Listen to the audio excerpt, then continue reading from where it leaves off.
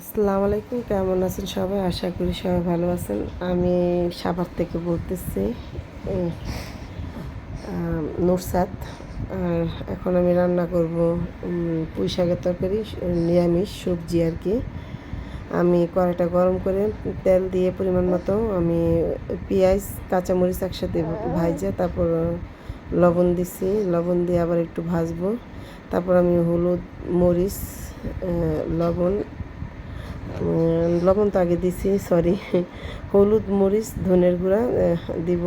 আর যত কাঁচামরিচ দিছি আমি অল্প পরিমাণে মরিচের গুঁড়া দিব, হাফ চামচ, সেটা একটু কালারটা আসার জন্য, সুন্দরের জন্য।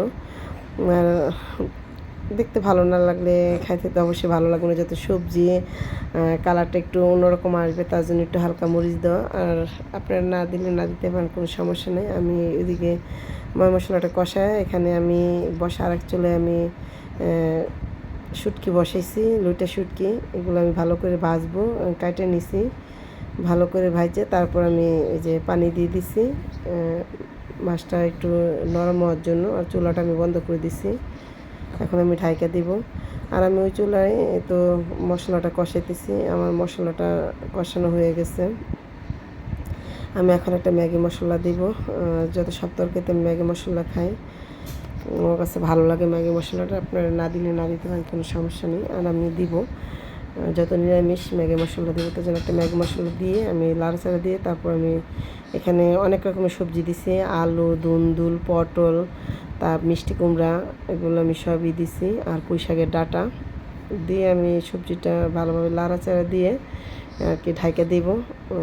সিদ্ধ হলে তারপর আমি আর কি পুরোটা পুঁই শাকটা দিব আর কি। পাতাটা আমি সবার লাস্টে দিব, যখন নামাবো তার 10 মিনিট আগে দিব। আর আমি এখন একটু ঢাইকে দিলাম।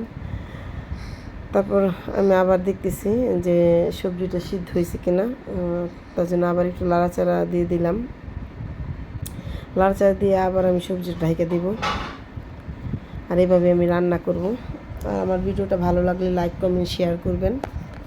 বেশি বেশি করে একটু শেয়ার করে দেবেন, আর লাইক, কমেন্ট সবই করবেন। আর এই তো আমার সবজিটা সিদ্ধ হয়ে গেছে। আমি আরও সবজিটা আমি আর একটু সিদ্ধ করব। দুন্দুল আর পটল যত দিছি এগুলো সব একবারে গলে যাবে। আর যখন আমি এটা সিদ্ধ করি তখন আপনাদেরকে দেখানো হয়নি, আমি পুঁই শাকের পাতাগুলো এখন দিয়ে দিছি। পুঁই শাকের পাতাগুলো দিয়ে আমি উল্টায় পাল্টায় দিয়ে আমি আবার একটু ঢেকে দিছি। আর এখন আমি যে শুটকি বসাবো, লইটা শুটকি, এখানে বেগুন দিয়ে আলু দিয়ে রান্না করব। আর আমি শুটকিটা ভালো মতো ধুয়ে পরিষ্কার করে নিচ্ছি। এই তো দেখতেছেন গরম পানি যেহেতু ভিজেছি, তার জন্য শুটকিটা নরম হয়ে গেছে, ময়লাটা হয়ে গেছে, ময়লাটাও চলে গেছে। অনেক বালি থাকে লইটা শুটকিতে। আর আমি এইভাবে রান্না করব, পেঁয়াজ দিয়ে ভুনা করবো না, আমি আলু দিয়ে আর বেগুন দিয়ে রান্না করব। আর আমি এখন লইটা শুটকিটা ভালোভাবে আর কি ভাজে নিব, একটু লালচা করে। আমি একটু লবণও দিছি, যখন তেল দিছি তখন একটু লবণ দিছি, নাহলে আমার কড়াইটার মধ্যে লাগা যেতে পারে, তার জন্য। আর আমার শুটকিটা তো ভাজা হয়ে গেল। আমি এখন রসুন আর পেঁয়াজ দিয়ে দিছি 2 কাপের মতো। আর পাশের চুলায় আবার আসলাম, পাশের চুলায় দেখলাম যে সব সিদ্ধ হয়ে গেছে। তো দেখতেছেন আমার সব কিছু হয়ে গেছে। আমি এখন আমি দেখলাম যে লবণ হয়েছে কিনা, সেটা আমি একটু দেখাতে পারি নাই, বাচ্চা তখন কাঁদতেছিল। আমি লবণ দিছি, লবণ দিয়ে আমি আবার একটু ঢেকে দিছিলাম। আর এখন তো আমার এটা হয়ে গেছে। এখন আমি জিরা দিয়ে দিছি। আমি আর 5 মিনিট পর নামাই ফেলবো। এখন আমি লইটা শুটকি আর কি ভুনা করব। ভুনা না, তরকারি, মাখা মাখা, ঝোল ঝোলও থাকবে না। আর আমার এটাতে একটু ঝোল ঝোল রাখবো, যত আমি চুলাটা এখন বন্ধ করে দিছি। আর লোটে শুটকি তো একটু আমি লোটে শুটকি একটু ঝোল ঝোল রাখবো, মাখা মাখা রাখবো, যেমন খাইতে ভালো লাগে আর কি। যত ঝোল লাগে সবই আমাদের সবজি আজকে।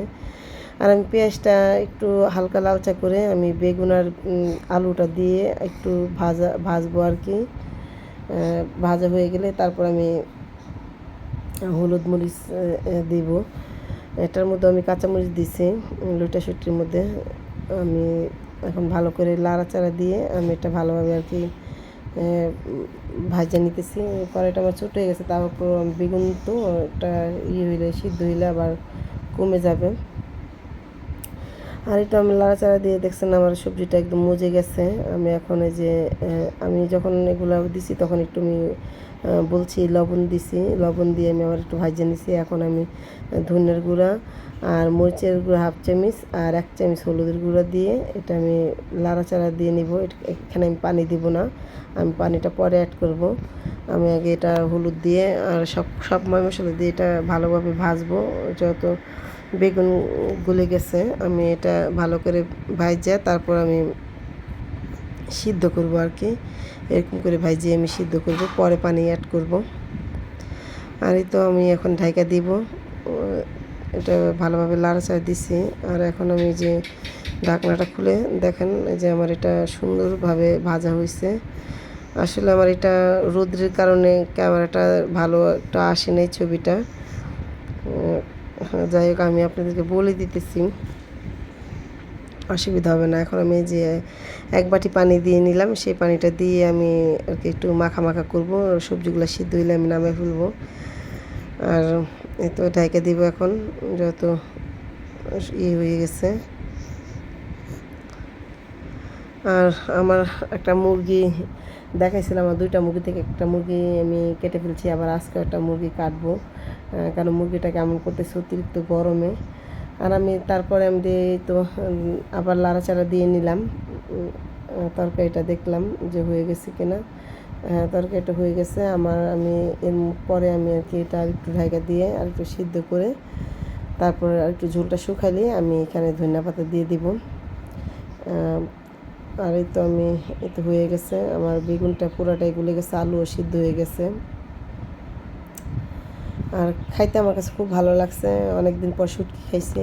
আর সবজিটাও ভালো লাগছে, আমার মেয়ের পছন্দ পুঁই শাক দিয়ে, কিন্তু আমি সবসময় রান্না করি না। আর এই তো ধনিয়া পাতা দিয়ে দিচ্ছি, ধনিয়া পাতা দিয়ে হালকা একটু জিরার গুঁড়া দিব। আর তখন আমি নামাই ফেলবো। আর এই তো মুরগিটা 2টা মুরগি কেটে ফেললাম, বড় হয়েছিল অনেক।